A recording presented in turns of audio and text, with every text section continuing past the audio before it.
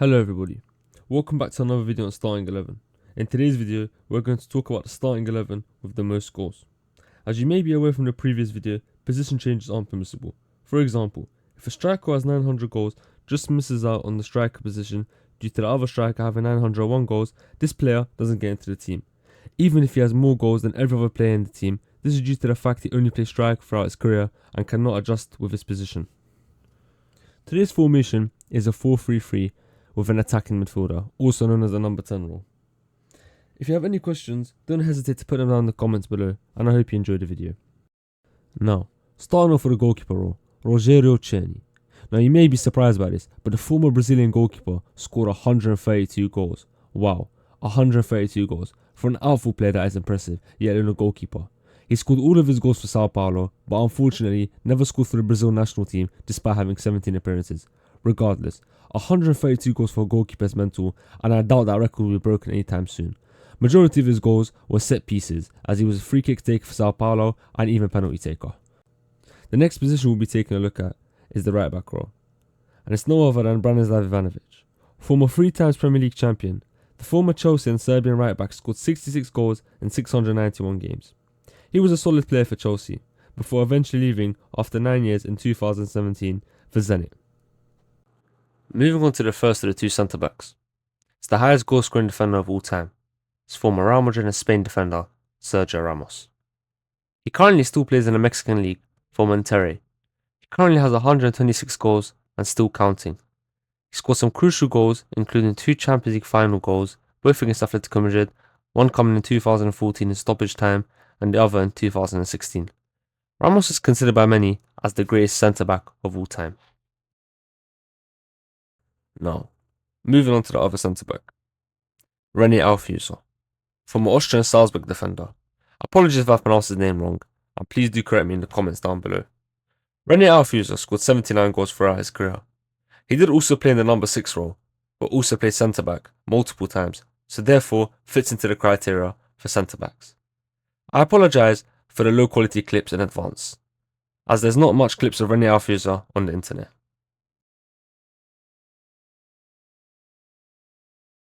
Now, moving on to the last defender in the starting 11 in the left back role, John Arne Riis, former Liverpool and Norway player.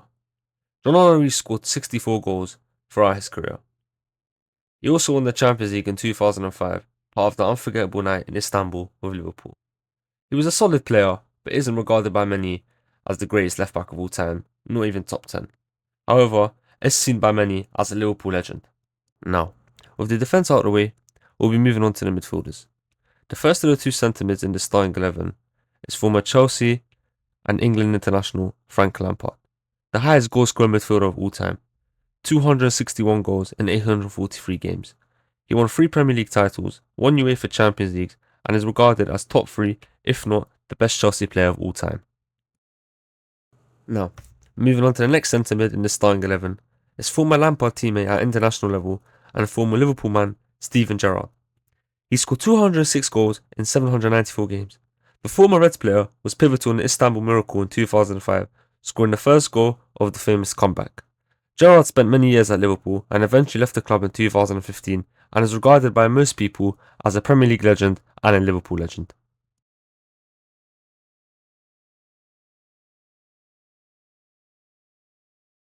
Now, with the two centre mids out of the way, we'll be moving on to the attacking midfielder role, also known as the number 10 role. With the two centre mids being English, I wouldn't blame you for thinking it's going to be another English player to complete the midfield. However, it's not. Any guesses on who you think this may be? It's former Real Madrid, Tottenham and Netherlands player, Rafael van der Vaart. He scored 194 goals in 623 games. However, isn't considered by many as one of the greatest midfielders of all time. For me personally, he's the weakest out of the 3 midfielders in this starting 11. What do you think?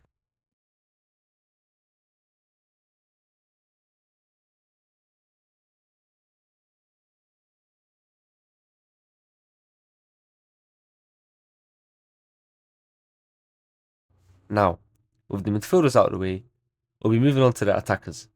And you'd probably expect, and are right to assume, that this is where the numbers get significantly higher. The first attacking position across the front line we're going to take a look at is the striker role. The third highest goal scorer of all time, with 762 goals, is former Brazil international, 3 times World Cup winner, Pelé. A man disrespected heavily in today's day and age, but had a crazy career that every player but Messi and Ronaldo would love to have. He may have played in a weak era, but could only play against what was in front of him, and shouldn't have credit taken away from him due to playing in a different era. Many in the future might potentially say Messi and Ronaldo played in a weak era and therefore aren't the goats of football. That is why I believe that argument is invalid. Regardless, Pelé had an excellent career.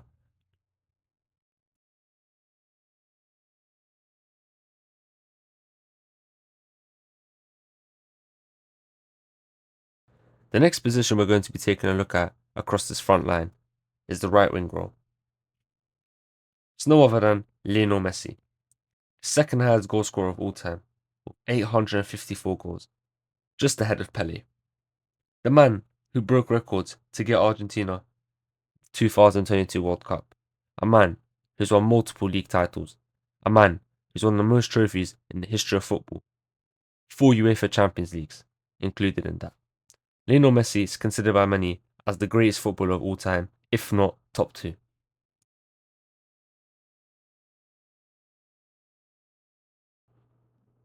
Now, onto the final player in the starting 11, in the left wing position. Argued by many as the greatest footballer of all time, if not top 2. Someone who gave the generation of football, alongside Lionel Messi, an intense rivalry for all to enjoy and potentially the greatest rivalry ever. An inspiration to many. The highest goal scorer of all time, Cristiano Ronaldo. He currently has 929 goals and counting.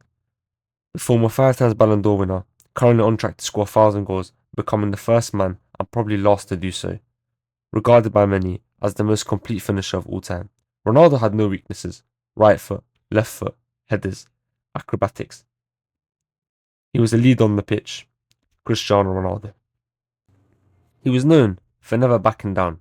A man who was never shy. He always stepped up to the occasion. Has there ever been a man in sports history more clutch than Cristiano Ronaldo?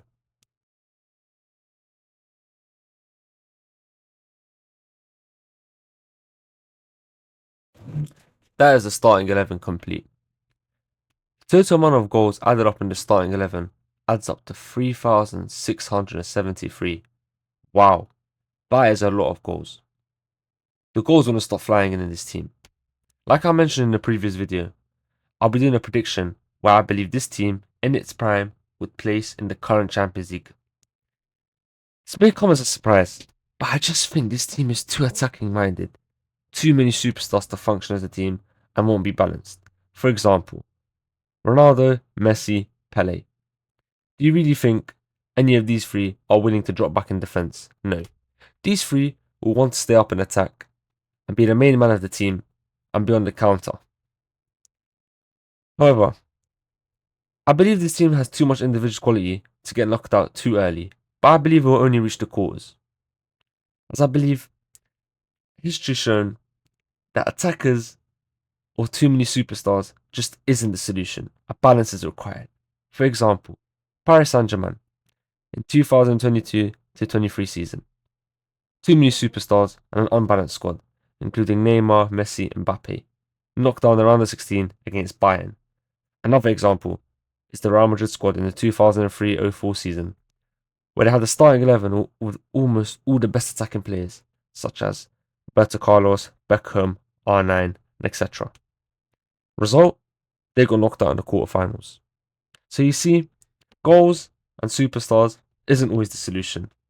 A balance is needed.